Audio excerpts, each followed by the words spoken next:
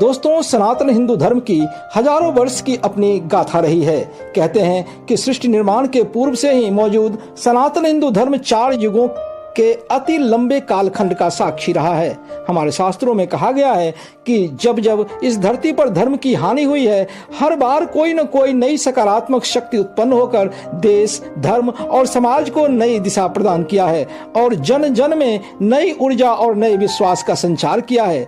सतयुग में विभिन्न अवतारों द्वारा, त्रेता युग में रामावतार द्वारा और द्वापर युग में कृष्णावतार द्वारा ईश्वर ने सदैव ही धर्म की स्थापना और उसके अस्तित्व की रक्षा की है। इसी प्रकार से कलयुग में जब वैदिक हिंदू धर्म कमजोर पड़ने लगा, इसमें कई प्रकार की खामियां आने लगी। नए पंथ, बौद्धों और जैनियों द्वारा इसकी छवि धूमिल की जाने लगी। साथ साथ इसके कई संप्रदायों जैसे वैष्णव, शैव, शक्ति इत्यादि में टकराव पैदा होने लगे। अर्थात दूसरे शब्दों में, जब वैदिक हिंदू धर्म कई हिस्सों में बिखरने लगा, ऐसे में धर्म के रक्षार्थ एक ऐसे ओजस्वी संत का आगमन हुआ जिसने अपने विलक्षण तेज और अद्भुत ज्ञान से कन्याकुमारी से कश्मीर तक समूचे भारत वर्ष को वैदिक सनातन धर्म वाली एकता की डोर से बांध दिया। सनातन हिंदू धर्म में पुनर्जागरण लाने वाले उस असाधारण व्यक्ति को हम आद्य या आदि शंकराचार्य के नाम से जानते हैं।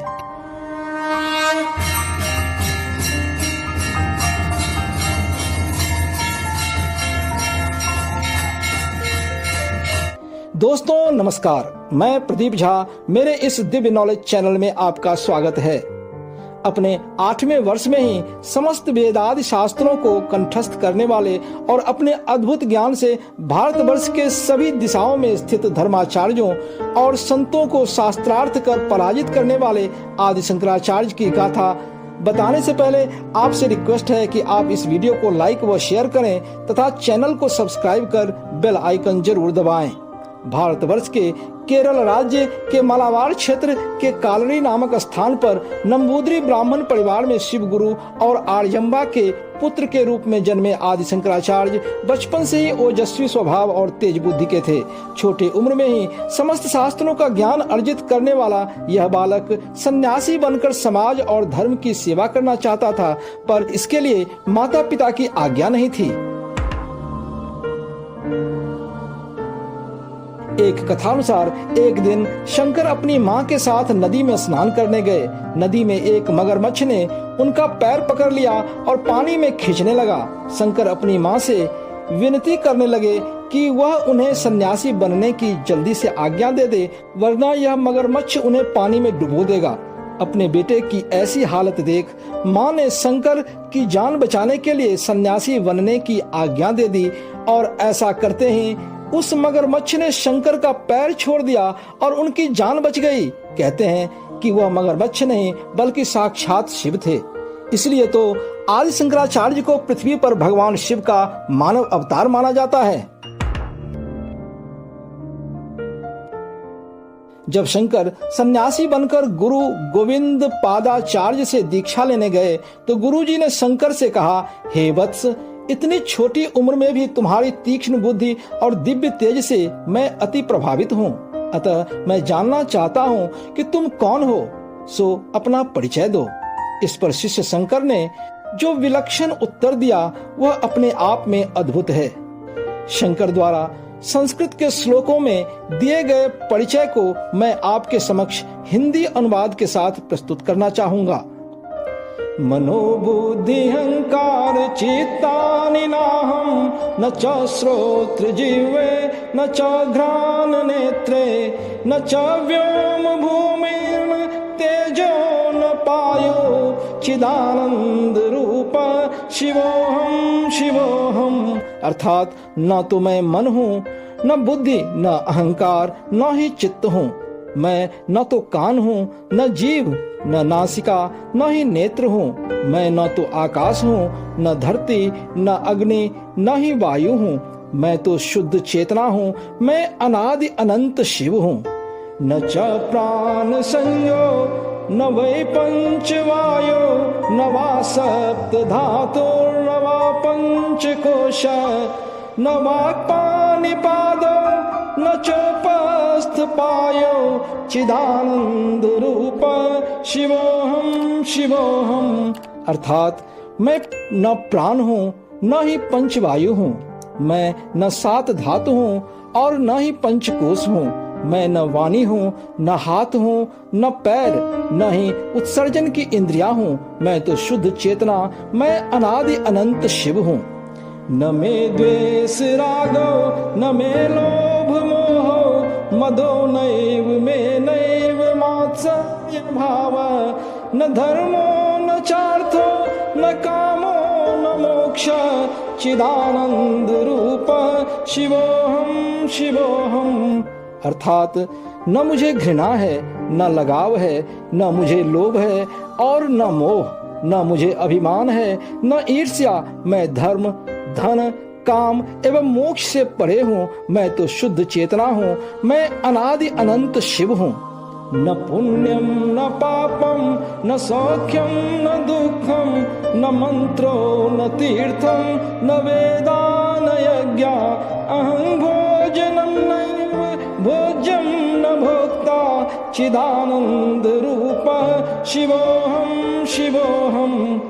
अर्थात मैं पुण्य पाप सुख और दुख से परे हूँ, मैं न मित्र हूँ न तीर्थ न ज्ञान न ही यज्ञ, न मैं भोजन हूँ न ही भोग का अनुभव और न ही भोक्ता हूँ, मैं तो शुद्ध चेतना हूँ, मैं अनादि अनंत शिव हूँ।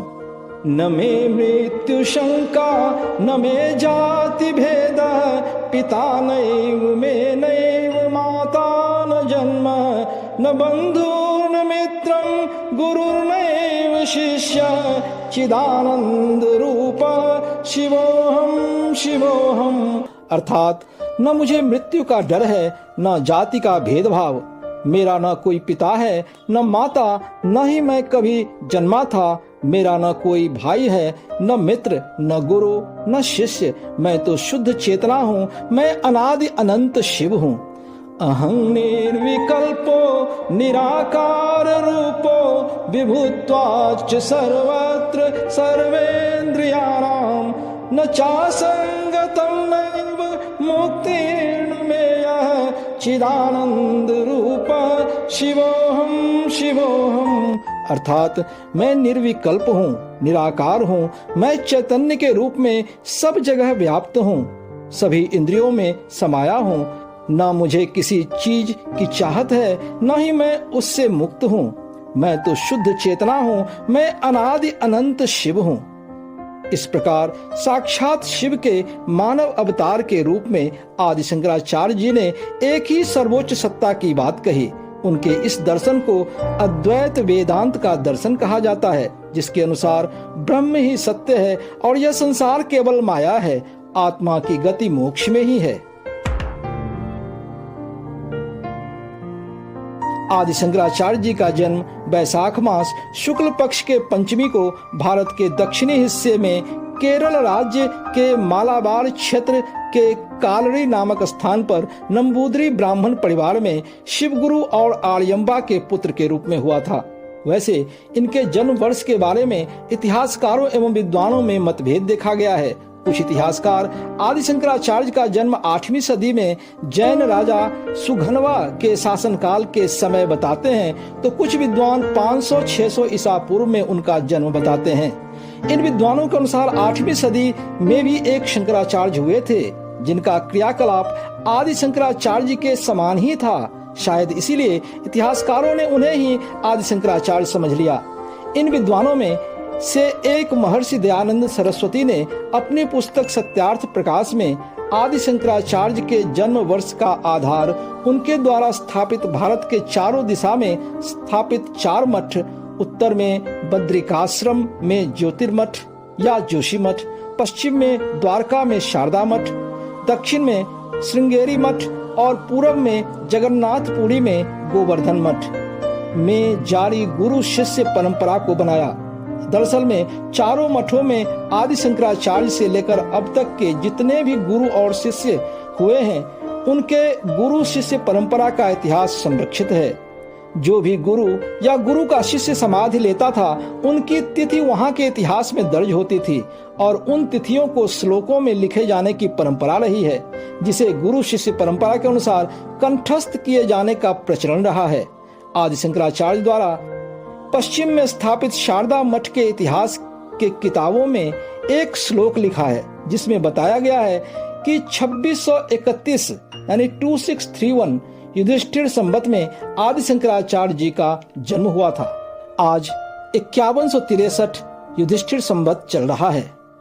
अब यदि 5163 में से 2631 घटा दिया जाए तो 2532 प्राप्त होता है, अर्थात आज से 2532 वर्ष पूर्व ही आदि शंकराचार्य का जन्म हुआ था। यदि हम आज के अंग्रेजी कैलेंडर के अनुसार देखें तो 2532 में से 2024 घटाने पर 508 प्राप्त होता है, अर्थात आज के अंग्रेजी कैलेंडर के अनुसार आदि शंकराचार्य जी का जन्म 508 ईसा पूर्व में हुआ था और उन्होंने 32 वर्ष की आयु में हिमालय के केदारनाथ में समाधि लेकर देह त्यागा था। आज भी केदारनाथ में आदि शंकराचार्य जी का समाधि स्थल मौजूद है। आदि शंकराचार्य ने विभिन्न पंथों द्वारा खंड खंड में बटे समूचे भारतवर्ष को पुनः एक सूत्र में पिरो दिया। दक्षिण भारत हो या उत्तर भारत, पूर्वी भारत हो या पश्चिमी भारत, सभी क्षेत्रों के विभिन्न पंथों जैसे बौद्ध, जैन, वैष्णव, शैव, शाक्य के विद्वानों को शास्त्रार्थ में पराजित कर उन्होंने वैदिक सनातन हिंदू धर्म की सर्वोच्चता को पुनः स्थापित किया। नई सर्वसमावेशी सनातनी पूजा पद्धति विकसित की, साथ ही भारतवर्ष के लगभग सभी क्षेत्रों में मंदिरों, मठों एवं तीर्थ स्थलों का निर्माण कर वैदिक हिंदू परंपरा को नई दिशा प्रदान किया। सचमुच शिव शंकर ने स्वयं मानव अवतार धारण कर भारतवर्ष में पुनः धर्म की स्थापना की। दोस्तों, शास्त्रार्थ का अर्थ होता है धर्म आधारित डिबेट या बहस जिसमें पराजित होने वाले को शिष्य बनना पड़ता था। सैकड़ों बार शास्त्रार्थ के द्वारा विद्वानों को पराजित कर वैदिक हिंदू धर्म को नई धार देने वाले आदि शंकराचार्य जी का उत्तर भारत में मिथिला के महान पंडित मंडन मिश्र और उनकी पत्नी भारती देवी के साथ शास्त्रार्थ की चर्चा सदैव ही होती रहेगी, जिसमें एक विदुषी भारती देवी के साथ शास्त्रार्थ में काम शास्त्र से संबंधित प्रश्न का उत्तर न दे पाने के कारण शंकराचार्य जी पराजित हो गए थे। आइए जानते हैं यह रोचक कथा। दोस्तों, मिथिला सदा से ही विद्वानों और विदुषियों की पवित्र स्थली रही है। आज के उत्तरी बिहार राज्य के सहरसा जिले के महिसी गांव में मंडन मिश्र और भारती देवी का निवास था।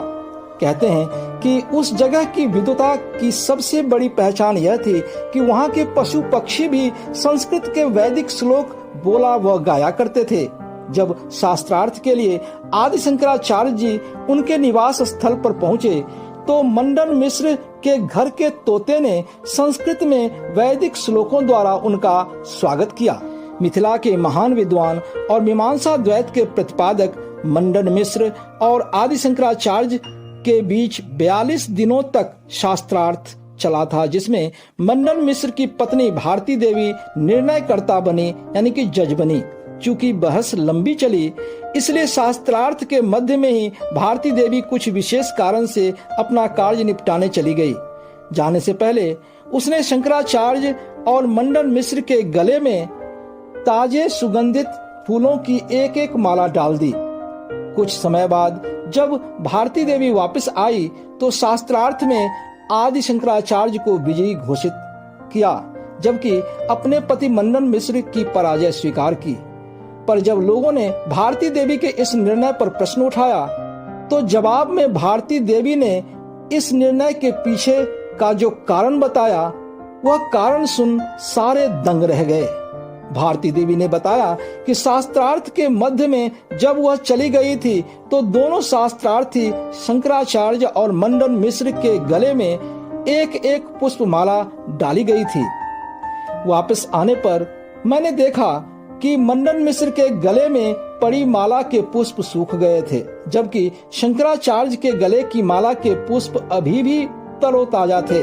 जो इस बात का प्रमाण था कि मंडन मिश्र क्रोध के बस में आ गए थे और हारने वाला व्यक्ति ही क्रोधित होता है, इसलिए शंकराचार्य को विजयी घोषित किया गया। इसके साथ ही भारती देवी ने आदि शंकराचार्य को शास्त्रार्थ की चुनौती दी और कहा कि मंडन मिश्र अभी पूर्ण रूप से हारे नहीं हैं। गृहस्थाश्रम नियम के अनुसार मैं उनकी अर्धांगिनी हूँ, अर्थात आपने केवल आधी विजय प्राप्त की है। जब तक आप मुझे शास्त्रार्थ में हरा नहीं देते तब तक शंकराचार्य की विजय अधूरी मानी जाएगी। शंकराचार्य जी ने शास्त्रार्थ के लिए भारती देवी की यह चुनौती स्वीकार कर ली। दोनों के बीच कई दिनों तक शास्त्रार्थ होता रहा। शंकराचार्य जीतने ही वाले थे कि भारती देवी ने आजन्म ब्रह्मचर्य धारण किए शंकराचार्य से काम वासना से संबंधित प्रश्न किया, जिसका उत्तर शंकराचार्य नहीं दे सके। अतः पहली बार शंकराचार्य शास्त्रार्थ में एक महिला विदुषी भारती देवी से पराजित हो गए, परंतु फिर भी उन्होंने भारती देवी से इस प्रश्न का उत्तर जानने के लिए समय मांगा। कहते हैं कि शंकराचार्य ने एक गुफा में जाकर अपना शरीर छोड़ा और शिष्यों को वहां रुकने के लिए, और जब तक फिर से वह उस शरीर में वापस न आ जाए तब तक उस शरीर की रक्षा करने के लिए कहा। फिर सूक्ष्म रूप धारण कर वे आकाश में भ्रमण करने लगे। इस दौरान उन्होंने राजा अमरूक के मृत शरीर को देखा, जिसके आसपास 100 से ज्यादा सुंदरियां विलाप कर रही थी। तब शंकराचार्य अपने सूक्ष्म रूप में उस मृत राजा के शरीर में प्रवेश कर गए। राजा जीवित हो उठा और उसे जीवित देख रानियां व मंत्री प्रसन्न हो गए। राजा ने पुनः अपना कार्यभार संभाला और इसी दौरान काम शास्त्र से संबंधित बातों की जानकारी ली। इसके बाद राजा अमरूक का शरीर छोड़कर शंकराचार्य सूक्ष्म रूप में गुफा में रखे अपने शरीर में प्रवेश कर गए। फिर पुनः शास्त्रार्थ में भारती देवी को पराजित किया। दोस्तों, थी न यह अति रोचक कथा? पराजित होने के बाद मंडन मिश्र आदि शंकराचार्य जी के शिष्य बन गए। कहते हैं कि आदि शंकराचार्य जी के 4 शिष्य थे, जो चारों वर्ण ब्राह्मण, क्षत्रिय, वैश्य और शूद्र से थे। उन्होंने ही संतों के दशनामी संप्रदाय की स्थापना की थी। उनके चारों शिष्यों ने शंकराचार्य जी द्वारा स्थापित चारों मठों का कार्यभार संभाला और वही परंपरा आज भी जारी है। मैं प्रदीप झा आदि शंकराचार्य जी के रूप में साक्षात महादेव से अपने इस विवरण में होने वाले त्रुटि के लिए इस प्रकार से अपनी वाणी पुष्प अर्पित कर क्षमा मांगता हूँ। कर चरण कृतं वा कायजं कर्मजं वा श्रवण नयनजं वा मानसं वापराधं विहितमविहितं वा सर्वमेतत्क्षमस्व। जय जय करुणाब्धे श्री महादेव शंभो, श्री महादेव शंभो। हर हर महादेव। जय जय शिव शंकर। भोलेनाथ की जय हो।